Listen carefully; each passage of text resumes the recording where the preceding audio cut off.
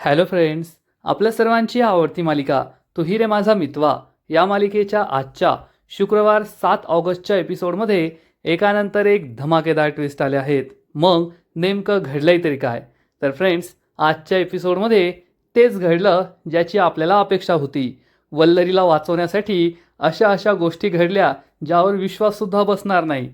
वल्लरीने अर्णवच्या वडिलांचा रमाकांतचा मोबाईल ज्या दुकानदाराकडे आहे त्या दुकानदाराला चक्क 15 लाख रुपये दिले आणि त्याला दुकान बंद करून गावी निघून जा असा आदेश दिला. आणि हा दुकानदार रमाकांतचा मोबाईल वल्लरीच्या हातात ठेवून गावी निघून सुद्धा गेला. म्हणजे एक पुरावा तर वायाच गेला.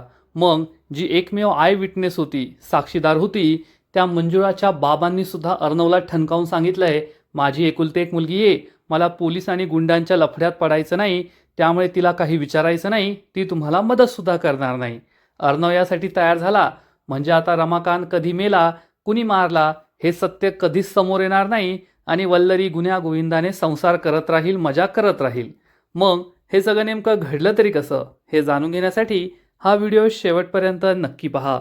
फ्रेंड्स, आजच्या एपिसोडच्या सुरुवातीलाच आजी वल्लरीचा सगळा इतिहास ईश्वरीला सांगते की वल्लरी ही आधीपासून अशीच होती. ती काय बोलते, कोणाशी बोलते याचं तिला काही देणं घेणं नव्हतं. आपल्या फटकं बोलण्याने समोरच्याला त्रास होत असेल याचा विचार ती कधी करतच नव्हती.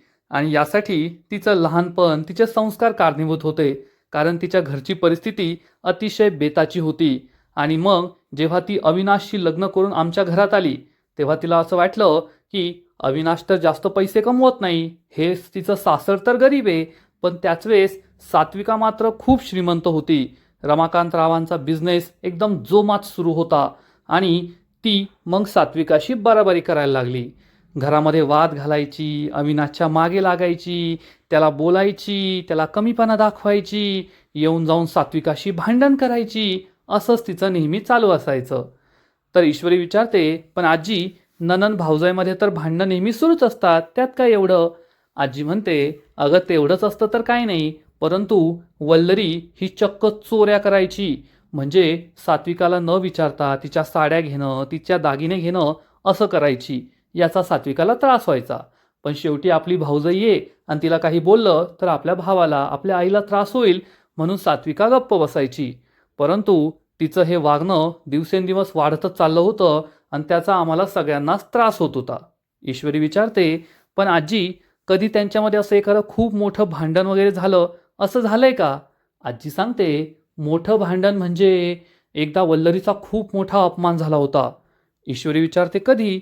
मग आजी सांगते, आपले रमाकांतराव आहेत ना, त्यांना बिझनेसमन ऑफ द इयर हा पुरस्कार मिळाला होता आणि त्यांनी घरी एक मोठी पार्टी ठेवली होती. आणि त्याच पार्टीमध्ये सात्विकाला कळलं की वल्लरीने रमाकांतरावांचं सोन्याचं मेडल चोरलंय. आणि मग सात्विकाच्या डोक्यात तिडीक गेली आणि सात्विकाने भर पार्टीत सगळ्यांसमोर वल्लरीच्या सणसणीत मुस्काटात मारली होती आणि तिचा खूप संताप झाला होता. त्यामुळे ती आपल्या मनातलं सगळं बोलून गेली. वल्लरीचा खूप अपमान केला होता. हे ऐकून ईश्वरीला जबर धक्का बसतो. आजी ही झालेला सगळा प्रकार सांगते की सात्विकाने कसं वल्लरीचं सत्य सगळ्यांसमोर पार्टीत आणलं आणि मग वल्लरीच्या थोबाडीत मारली होती.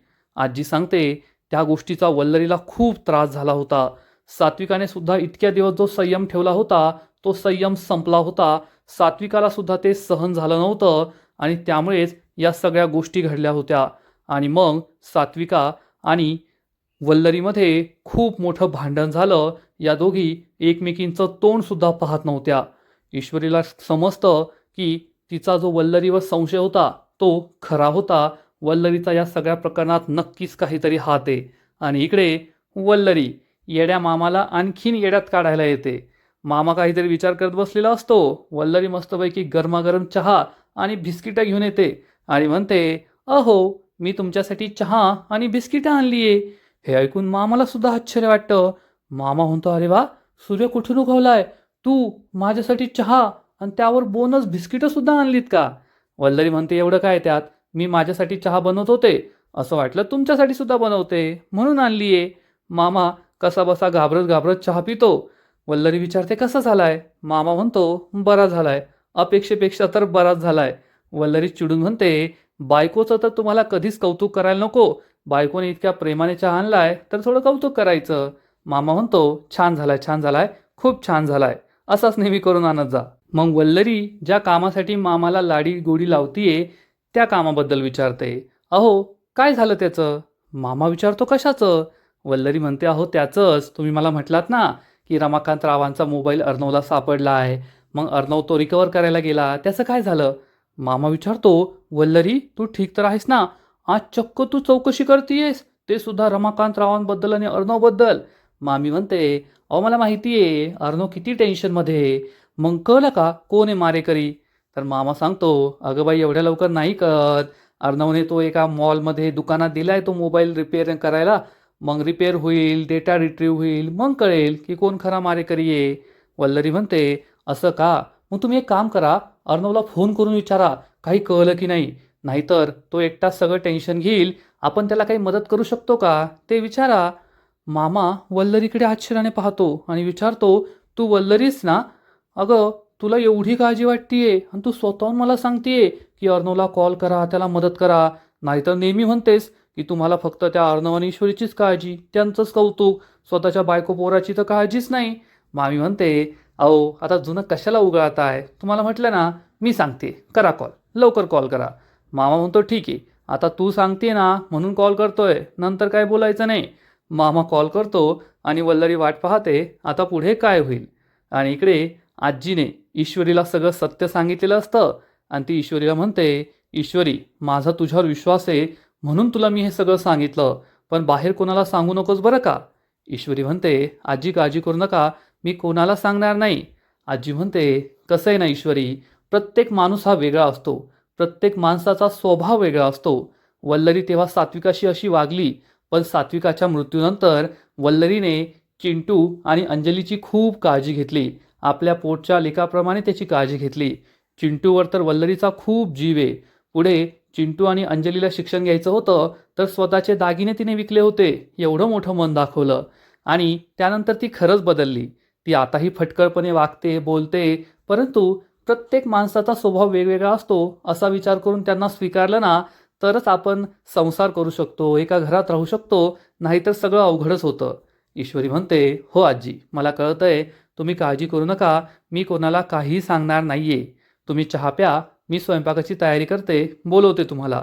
असं म्हणून ईश्वरी बाहेर निघून जाते. आजीला वाटतं की हो, मी ईश्वरी विश्वास ठेवू शकते, ईश्वरी चांगली नाचसून आहे माझी.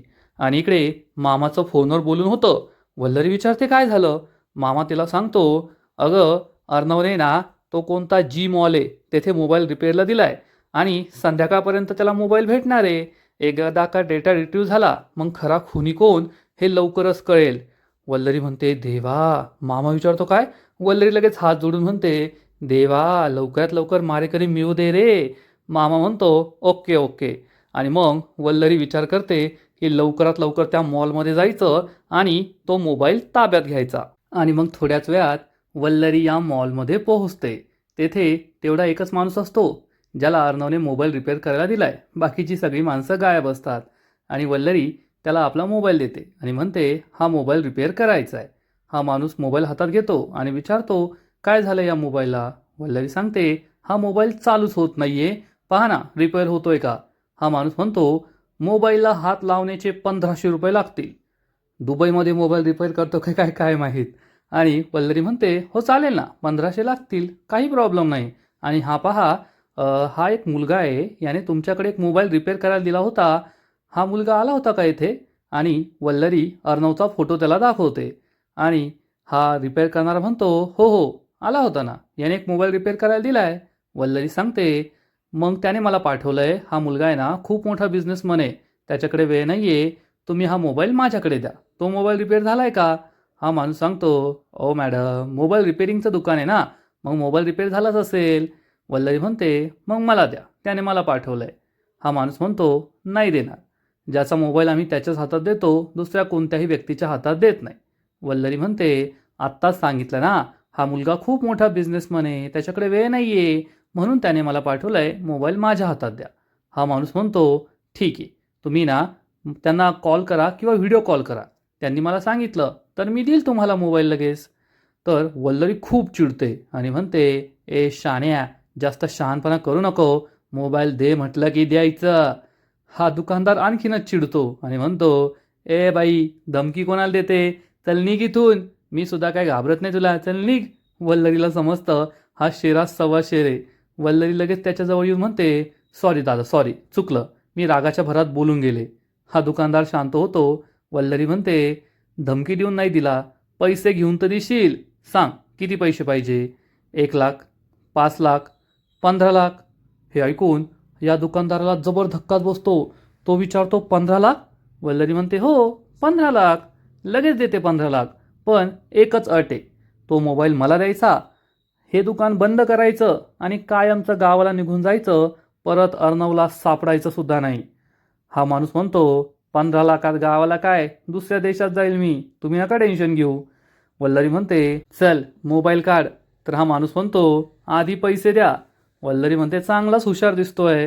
वल्लरी त्याला पर्समधून 1 लाख रुपये काढून देते आणि सांगते, हे 1 लाख रुपये आहेत ॲडव्हान्स, तुझा बँक अकाउंट नंबर दे, लगेचच्या लगेच उरलेले 14 लाख रुपये ट्रान्स्फर करते, पण विश्वास आहे ना माझ्यावर? तर हा माणूस म्हणतो, मॅडम 1 लाख दिले तुम्ही, तुमच्यावर विश्वास असणारच ना. आणि मग हा माणूस रमाकांतचा मोबाईल वल्लरीला देऊन टाकतो. हा माणूससुद्धा खुश, वल्लरीसुद्धा खुश. आणि आता काय बोलावं हेच कळत नाही आहे. वल्लरीला वाचवण्यासाठी या मालिकेत काय काय होईल हे देवच जाणे. आणि मग थोड्या वेळानंतर रात्र होते आणि नम्रता किचनमध्ये येते. तर तिला दिसतं की किचनमध्ये भाजी चिरून ठेवली आहे आणि पोळ्यांची कणिक मळून ठेवली आहे. आता भाजी बनवणं आणि पोळ्या बनवणं काही खूप मोठं काम नाही आहे. नम्रताला तर काहीच करायचं नव्हतं. तरीसुद्धा नम्रता चिडून म्हणते, इशूने हेच जाणून बुजून केलंय, सगळं अर्धवट काम करून ठेवलंय. अगं इशूने तेवढं अर्धवट तरी केलंय, तू काहीच केलं नाही त्याचं काय. पण नम्रता ही आता वल्लरीच्या वरचा ठरू लागली आहे, त्यामुळे तिची चिडचिड सुरू असते की ईश्वरीने जाणून बुजून हे केलंय, मला त्रास देण्यासाठी केलंय, मी हक्काची मोलकरीने ही कामं माझ्यासाठी सोडून गेली आहे तिची ही बडबड सुरू असते. आणि तेवढ्यात आकाश तेथे येतो. आकाश बिचारा खूप चांगला आहे, कोठे हिच्या नादाला लागला देवच जाणे. आकाश हा पाठीमागून येतो आणि नम्रताला मिठी मारतो. तर नम्रता त्याला दूर लोटते आणि म्हणते, आकाश दूर व्हा.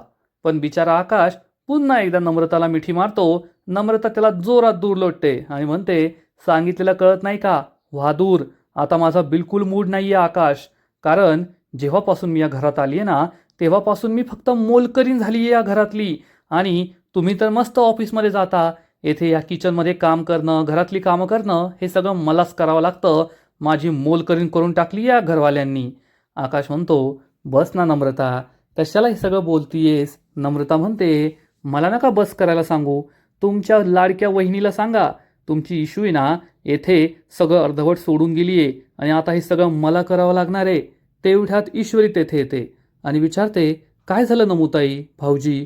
नम्रता तोंड वाकडं करते. तर आकाश म्हणतो, काही नाही, नेहमीचीच कटकट सुरू आहे हिची.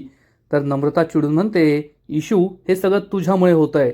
ईश्वरी म्हणते, ताई मी सगळं ऐकलंय आणि मी काही अर्धवट सोडून गेले नव्हते, हा सगळा स्वयंपाक मीच बनवणार आहे, मी फक्त आजींना चहा द्यायला गेले होते, तेवढ्या वेळात तू आली आणि गैरसमज करून घेतीयेस. आणि मी कधी तुला म्हणाले की हे सगळं काम तुला करायचं आहे किंवा काय. तर नम्रता चिडून म्हणते, बस झालं इशू, आता तुझी चूक समोर आली ना, म्हणून चुकीवर पांघरून घालायला जाऊ नको. आकाश चिडून म्हणतो, बस झालं नम्रता, तिचं बरोबर आहे, यात तिची काही चूक नाही आहे. नम्रता म्हणते, तुम्हाला तर माझीच चूक दिसणार, ईश्वरीची चूक कधी दिसणारच नाही. ईश्वरी म्हणते, ताई माझी काही चूकच नाही आहे. तर नम्रता म्हणते, ईश्वरी तुझं बोलणं इतकं खोटं आहे ना, तुझ्या खोटेपणाचा मला कंटाळा आला आहे. म्हणजे स्वतःच्या चुका झाकण्यासाठी दुसऱ्यांवर आरोप लावायचे, दुसरे कसे चुकीचे आहेत ते दाखवायचं, कारण किचनची जबाबदारी माझी आहे. जेवायला उशीर झाला तरी सगळे मलाच नावं ठेवणार, जेवणाची चव बिघडली तरी सगळे मलाच नावं ठेवणार, कारण ईश्वरीवर तर कोणतीच जबाबदारी आहे असं कोणाला वाटतच नाही. ती घराची मालकीण आहे ना, आणि मी या घराची मोलकरीण आहे, सगळ्या जबाबदाऱ्या माझ्याच. ईश्वरी म्हणते, बस झालं, खूप बोलतेस तू नमुताई. आणि तेवढ्यात तेथे अर्णव येतो आणि विचारतो, काय झालं तुमचं. आकाश, मी सिंदोर, आजी आजारी आहे आणि तुम्ही येथे भांडताय. आकाश सांगतो, काय नाही, नेहमीचीच दोघींची आर्ग्युमेंट्स. आणि मग अर्णव ईश्वरीला सांगतो, मी सिंदोर, शांत हो. ईश्वरी म्हणते, सर मी तिला शांतच करत होते, अर्णव म्हणतो इट्स ओके, तिला काय करायचंय तिच्या पद्धतीने करू दे, उगच वाद घालू नकोस. ईश्वरी गप्प बसते, नम्रताही गप्प बसते. तेवढ्यात अर्णवला एक कॉल येतो. अर्णव म्हणतो दॅट्स ग्रेट, आत्ताच येतोय मी. ईश्वरी विचारते काय झाले. अर्णव सांगतो मंजुळा घरी आलीये, मी तिला भेटून येतो. ईश्वरी विचारते मी सुद्धा येऊ का. अर्णव म्हणतो नाही, तू आजीजवळ थांब. आणि अर्णव तेथून लगेच बाहेर पडतो. नम्रता, आकाश आणि ईश्वरी तेथे असतात आणि या तिघांची भांडणं सुरूच असतात. अर्णव हा कसाबसा घराबाहेर पडतो. तेवढ्यात वल्लरी मोबाईल घेऊन घरी परत येते आणि विचारते काय झालं, कुठे जातोयस तू एवढ्या घाईने. अर्णव सांगतो मंजुळा घरी आलीये, तिलाच भेटायला चाललोय. आणि अर्णव तेथून निघून जातो. वल्लरीला जबर धक्का बसतो. मंजुळा घरी कशी परत आली. या उदयकांतला ना काडीची अक्कल नाहीये, मूर्ख कुठला. आता मी काय करायचं. जर मंजुळा आणि उदयकांतचं नाव घेतलं तर काय होईल. माझ्यापर्यंत पोहोचायला त्यांना वेळ लागणार नाही. आता काय करावं हाच प्रश्न वल्लरीला पडतो. वल्लरीला खूप टेन्शन येतं. अर्णव आणि शिर्के हे दोघे मंजुळाच्या घरी पोहोचलेले असतात. मंजुळा त्यांना पाणी प्यायला आणून देते आणि अर्णव विचारतो कशी आहेस मंजुळा, त्या गुंडांनी तुला काही केलं तर नाही ना. आणि मंजुळा सांगते नाही दादा, पण त्यांनी मला ती पुढे काही सांगणार. इतक्यात मंजुळाचा बाप उभा राहतो आणि हात जोडून म्हणतो राजे शिर्के साहेब, तुम्ही खूप मोठी माणसं आहात, मला तुमचा अपमान नाही करायचा आहे, पण शेवटी मी सुद्धा एका मुलीचा बाप आहे. मी तुम्हाला हात जोडून विनंती करतो, माझ्या मुलीला या सगळ्या प्रकरणात खेचू नका. हे पोलीस गुंड आमच्यासारखी साधी माणसं हे सगळं सहन नाही करू शकणार. अर्णव म्हणतो काका तुम्ही असं का बोलताय. मंजुळा ही एकुलते एक आय विटनेस आहे, जिने माझ्या बाबांचा खून होताना पाहिलंय, त्या खुन्याला पाहिलंय. परंतु हा मंजुळाचा बाप म्हणतो साहेब मी तुमच्यासमोर पुन्हा हात जोडतो. ही माझी एकुलती एक मुलगी आहे, अजून तिचं लग्न झालं नाही, तिला आई नाही आहे. उद्या तिच्या लग्नाचं कसं होईल, भविष्याचं कसं होईल. प्लीज आम्हाला या सगळ्या प्रकरणात घेऊ नका. यानंतर मंजुळा तुमची कोणतीही मदत करणार नाही. अर्णव आणि शिर्केला मोठा धक्काच बसतो. शिर्के म्हणतो काका ऐकून तरी घ्या. पण हा माणूस शिर्केसमोर सुद्धा हात जोडतो. साहेब प्लीज आता यानंतर मला काही समजू नका, मला काही समजून घ्यायचं नाही, काही बोलायचं नाही. माझ्या मुलीला या सगळ्या प्रकरणापासून दूर ठेवा. शिर्के म्हणतो पण काका. तेवढ्यात अर्णव उभा राहतो आणि म्हणतो शिर्के इट्स ओके, बरोबर बोलता येते. त्यांना त्यांच्या मुलीची काळजी वाटणं साहजिकच आहे. आणि खरंच मंजुळा खूप खूप थँक्यू, तू आम्हाला खूप मदत केलीस. पण आता आम्ही यानंतर तुला त्रास देणार नाही. असं म्हणून अर्णव खिशातून पैसे काढतो आणि या मंजुळाच्या बापाला देत असतो. पण मंजुळाचा बाप हात जोडून म्हणतो नको साहेब नको, आम्हाला खरंच तुमच्याकडून पैसे नको आहे. अर्णव म्हणतो तुमच्या उपकारांची परतफेड मी नाही करू शकत, फक्त तुम्हाला जो त्रास झाला म्हणून देतोय, येथील कामाला राहू द्या. अर्णव मंजुळाच्या बापाला पैसे देतो. मंजुळाला सॉरी म्हणतो आणि म्हणतो काळजी घे. आणि मंजुळाच्या बापाला समजावून सांगतो मंजुळा माझ्या लहान बहिणीसारखी आहे, तुम्हाला कधीही गरज लागली तिच्या भविष्यासाठी शिक्षणासाठी मला बिनधास्त येऊन भेटा, कसलाही संकोच करू नका. आणि अर्णव आणि शिर्के तेथून निघून जातात. मंजुळाला खूप वाईट वाटतं की आपण अर्णव सरांना मदत नाही करू शकलो. मंजुळाचा बापसुद्धा दुःखी होतो आणि मंजुळाला जवळ घेऊन मंजुळा आणि बाप दोघेही रडू लागतात. इकडे वल्लरी खूप घाबरलेली असते. मंजुळा अर्णवला सगळं सांगेल की काय अशी भीती तिला वाटते आणि ती उदयकांतला कॉल करते. उदयकांत मस्त दारू पिऊन पहुडलेला असतो. तो फोन उचलतो आणि विचारतो काय. तर वल्लरी चिडून म्हणते तुला काडीची अक्कल नाहीये का रे. त्या मंजुळाला तू कसं काय सोडून दिलं. ती घरी आली आहे, आता अर्णवला ती सगळं सांगेल, तू जाशील 12च्या भावात. उदयकांत म्हणतो त्या गुंडांना पैसे द्यायला माझ्याकडे पैसेच नव्हते, म्हणून त्यांनी सुपारी कॅन्सल केली आणि त्या मंजुळाला सोडून दिलं. तुला म्हटलं होतं पैसे दे, तू का दिले नाही पैसे. वल्लरी म्हणते अरे पैसा पैसा, किती पैसा ओतला तुझ्या घशात, येथे काय ATM आहे का माझ्याकडे. मूर्ख माणूस कुठला. तर उदयकांत म्हणतो तर गप्प बस, दीड दमडीची बाई कुठली श्रीमंत घरात गेली म्हणून माज दाखवते का मला. आधी माझ्या भावाच्या पैशावर डोळा ना आता अर्णवच्या पैशावर डोळा आहे, मला अक्कल शिकू नको. वल्लरी म्हणते उदयकांत जास्त बोलतोयस तू, जेथे कोठे असशील ना तेथे येऊन तुझा काटा काढेल, सांग कोठे आहे तू. उदयकांत म्हणते हडे तुला कोण सांगतंय. आणि उदयकांत फोन कट करतो. वल्लरी चिडून म्हणते आता या उदयकांतचा सुद्धा शेवट करायचा वेळ आलाय. डॅट इज डॅट असं म्हणून वल्लरी त्याचा शेवट करायचं ठरवते. आणि आजचा एपिसोड येथेच संपतो. फ्रेंड्स, तू ही रे माझा मितवा या मालिकेत आजच्या एपिसोडमध्ये रमाकांतचा खुनी कधीही सापडणार नाही हे कन्फर्म झालंय. वल्लरीचं सत्य यावेळेससुद्धा समोर येणार नाही. आजचा एपिसोड तर छान होता, पण पुढील एपिसोडमध्ये एक वेगळी स्टोरी आपल्याला पाहायला मिळणार आहे, जेथे शिर्के अर्णवला फोन करून सांगेल की या वर्षीची AGM होणार आहे, ॲन्युअल जनरल मीटिंग. अर्णव ईश्वरीला सांगेल AGM म्हणजे तेथे एक मोठं इलेक्शन होईल आणि आपल्या कंपनीतली महत्त्वाची जबाबदारी सोपवली जाईल. मग वल्लरी ही नम्रताचे कान भरणार की आकाशने या इलेक्शनमध्ये उभं राहायला पाहिजे, आणि नम्रता म्हणेल आकाशला मी तयार करते, तुम्ही काळजी करू नका. म्हणजे वल्लरी पुन्हा आग लावून देणार आणि आता पुढे काय होईल हे पाहायला मजा येईल. तर फ्रेंड्स, तुम्हाला सुद्धा मितवा ही मालिका आवडते का? नक्कीच कमेंट करून सांगा. आणि तू ही रे माझा मितवा या मालिकेचे असेच नवीन नवीन एपिसोड, नवीन नवीन अपडेट सर्वात आधी पाहण्यासाठी व्हिडिओला लाईक करा, शेअर करा, चॅनलला सबस्क्राईब करून बेल आयकॉनवर क्लिक करा. म्हणजे या मालिकेचे नवीन नवीन एपिसोड तुम्हाला सर्वात आधी पाहायला मिळतील. खूप खूप खूप धन्यवाद.